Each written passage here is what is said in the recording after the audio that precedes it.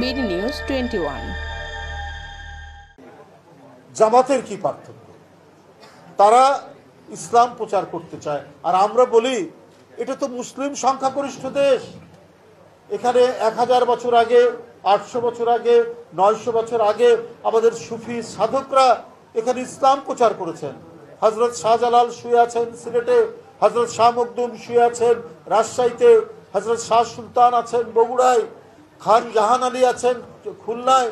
সারা বাংলাদেশ এই সুফি সাধকরা একেশ্বরবাদের দিকে, তৌহিদের দিকে সেদিন ইসলামকে প্রতিষ্ঠিত করেছেন। আবার নতুন করে আপনারা কি করবেন ভাই? কোন ইসলাম প্রচার করবেন?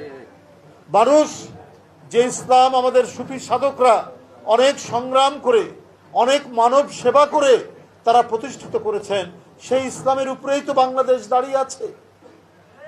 আপনারা আবার কোন ইসলাম প্রতিষ্ঠা করতে চান? আপনারা ইসলাম প্রতিষ্ঠা করবেন না মওদুদি তন্ত্র প্রতিষ্ঠা করবেন?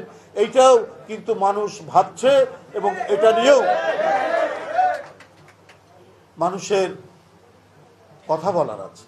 কিন্তু এই প্রতিফলন ঘটানোর জন্য যদি কোনো ইঞ্জিনিয়ারিং হয়, আমি জালিয়াতির চাইতে ইঞ্জিনিয়ারিংকে প্রাধান্য দিচ্ছি, নানা কৌশল করা হয়, তাহলে এটা কিন্তু ধরা পড়বেই, যেটা আমরা জাহাঙ্গীরনগর বিশ্ববিদ্যালয়ে দেখলাম, ঢাকা বিশ্ববিদ্যালয়ে।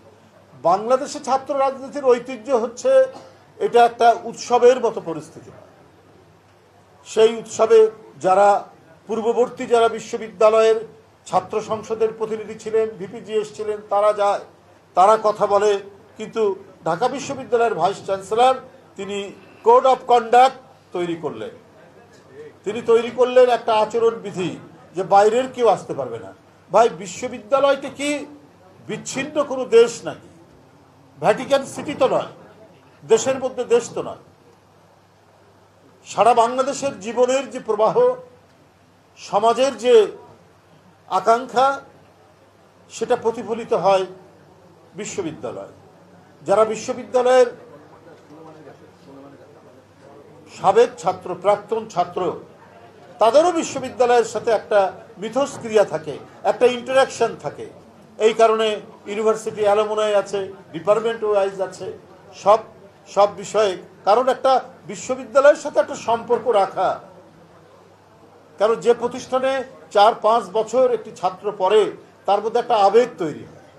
ঠিক তেমনিভাবে যারা ছাত্র রাজনীতি করেছে, ওই নির্বাচন আসলে তারাও গিয়ে বলে, তার সময়ের অভিজ্ঞতা বলে, সাধারণ ছাত্রদের বলে তার দলের পক্ষ থেকে।